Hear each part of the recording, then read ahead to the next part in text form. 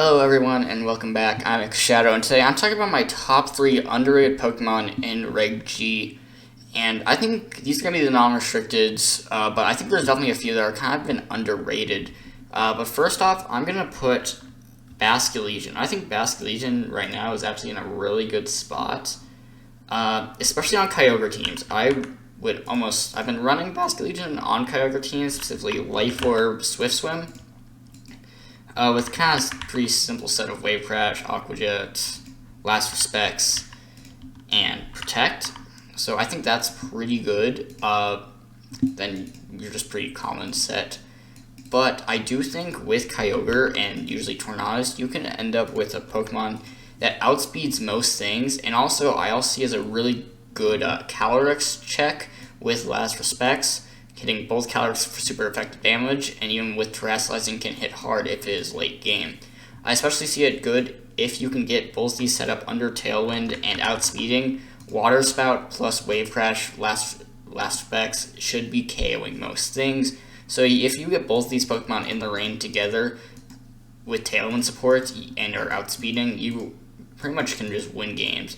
I will say the one problem is for this kind of group is Grassy Glide and Thunderclap. Basically just not want to get hit by either of those. So you can pair it with, say, a priority blocking Pokemon. I definitely think there's also ideas for, say, a Focus Sash variant, which I think is definitely interesting.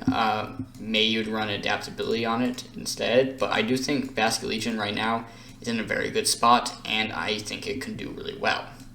Second, I am surprised I have not seen this Pokemon more of it, and it is going to be Torkoal. I am shocked we have not seen more Drought Torkoal. Especially, I think Specs Torkoal right now, I think is in a great spot with Eruption. With all of the Calyrex Ice going around, Torkoal is amazing. Not only do you get some weather control, but you can also run Specs Eruption, and if you run, say, on a Calyrex Ice team, if you can get these two, you can sweep with Eruption and Glacial Lance. The only move that hits both these, well, it resists both using water, which you can cover with, say, Solar Beam, or even something such as, I don't know if it gets a Grass move, or Electric move, but like Trailblaze. That's probably not a good idea, but you get the point. It's not the hardest thing to counter at this point.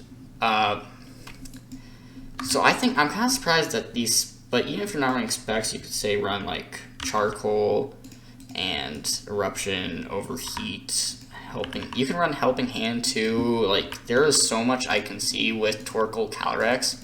I'm kind of, to be honest, shocked that we have not seen more of this core, because I think these two, I do think Specs is a bit better, but I think with these two, really, there's not much that can stand both those.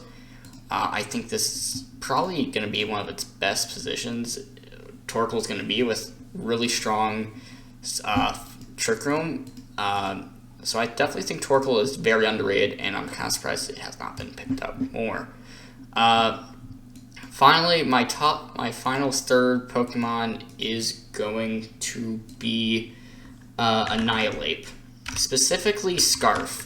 I've used this one, but I think this is secretly good, specifically Final Gambit.